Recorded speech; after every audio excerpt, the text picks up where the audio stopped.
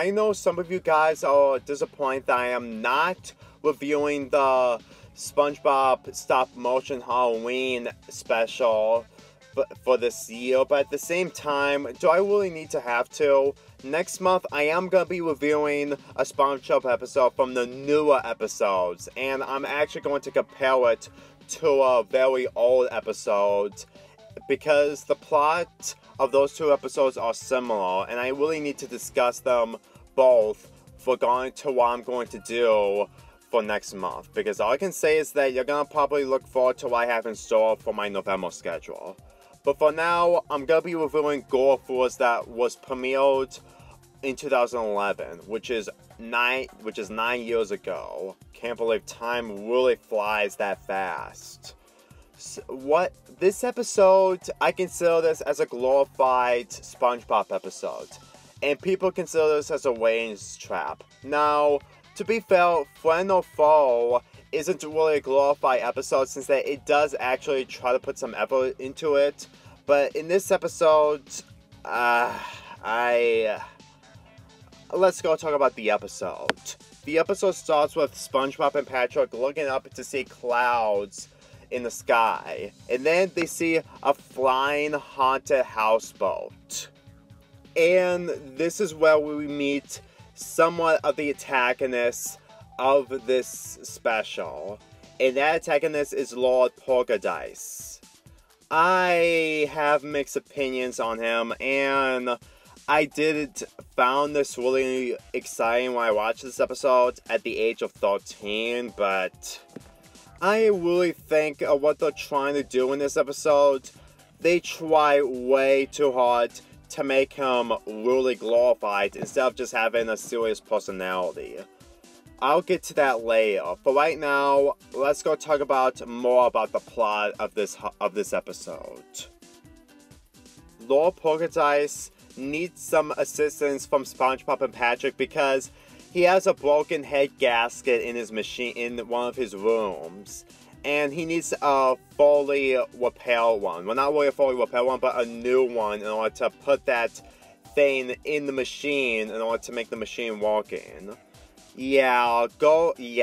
Considering that this isn't really much of a ghost ship 100%, I really think that the writers really don't know what to do when it comes to doing these types of specials by trying to make this haunted houseboat a serious haunted houseboat. Now, I will get to most of that later, but for right now, for the majority of this episode, Lord Poltergeist wants SpongeBob to buy another head gasket for his machine, and they head back to the Krusty Krab in order to get some help from the other characters.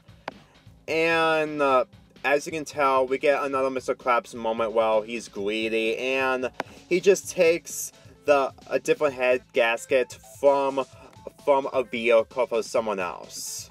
This is Mr. Krabs we're talking about. He's doing all this for money, so why am I not surprised? And for some reason, this episode wants to have Sandy and Squidward in this. Mainly the fact that Squidward is only along so that he can have that break room, and Sandy is only in this episode because she can actually be one of the characters from Ghostbusters as the main characters, like doing ghost stuff and stuff like that, like sucking ghosts and stuff like that. Or she's Luigi from Luigi's Mansion, where she's sucking up the ghosts with a vacuum cleaner. I know I'm not giving this episode any more credit, but the thing is, just watching this episode after 9 years, this is truly, and I mean truly, a glorified SpongeBob special. Back in 2011, when I'm still into watching SpongeBob episodes, even the bad ones, the episodes they're trying to do, including this one, they really want everyone to watch this episode as much as they desperately want.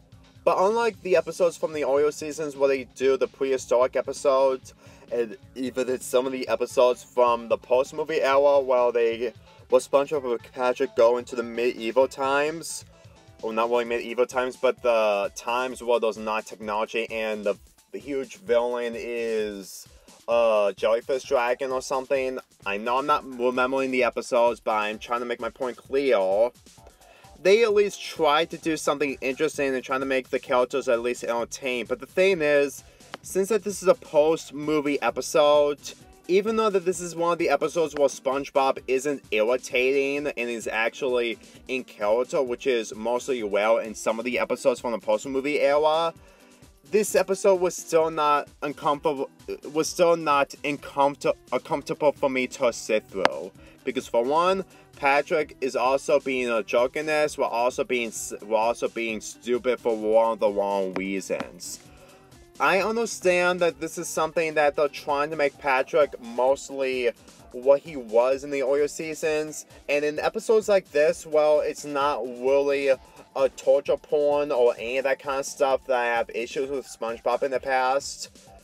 But at the same time, they still didn't change anything involving Patrick's egotistical selfishness. Seriously. He actually thinks that all this is fake, despite the fact that he saw a flying houseboat in the air, changing the sunlight to nighttime.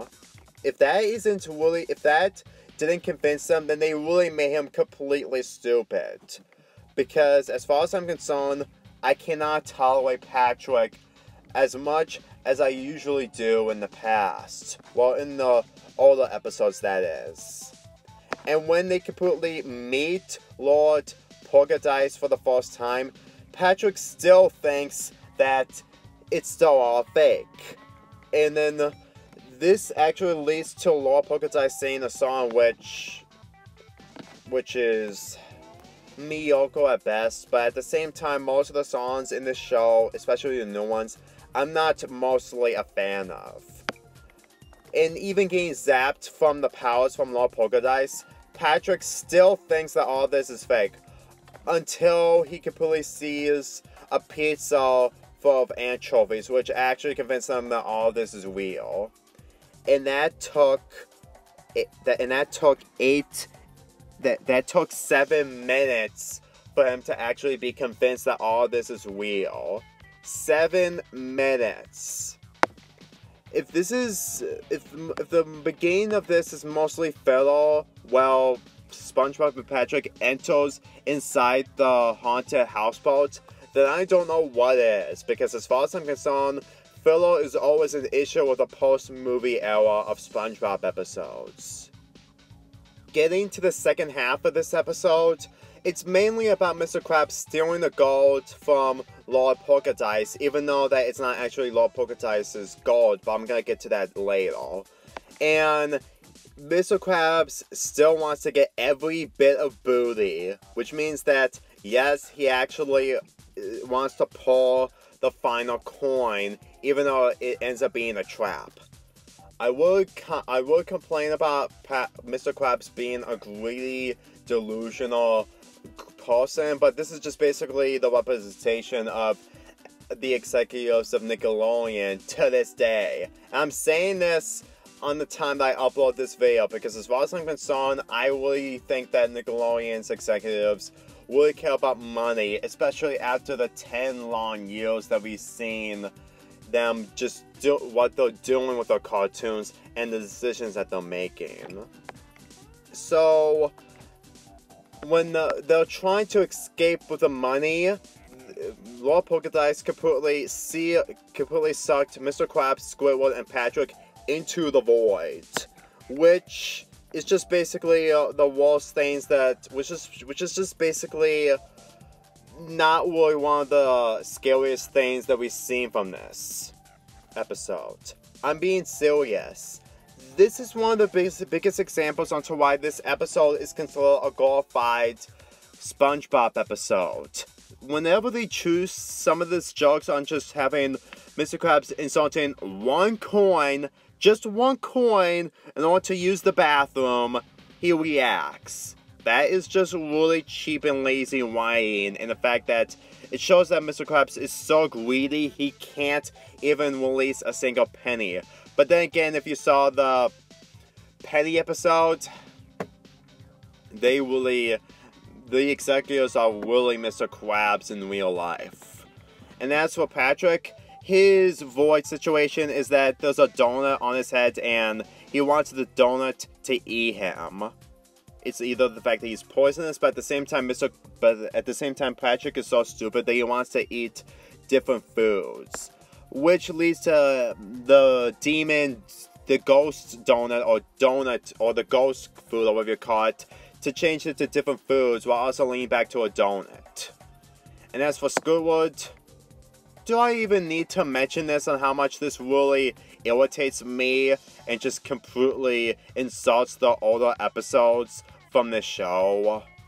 Anyway, SpongeBob found out that the treasure full of Lord Poltergeist's gold is actually from the Flying Dutchman, and I really have to say that the way they introduce Flying Dutchman at the end of this episode is really rushed and forced. I'm not saying that I dislike the Flying Dutchman, but at the same time, the way he's introduced in this episode is honestly a way of the writers being in the corner to figure out a way to have the episode move forward, despite the fact that they really made this an official glorified SpongeBob episode. Because in the second half of this episode, Lord Poltergeist escaped with a goal while Flying Dutchman tries to get his goal back. While the other characters, mainly Sandy and the others, mostly just do nothing. Yeah, they mostly do nothing.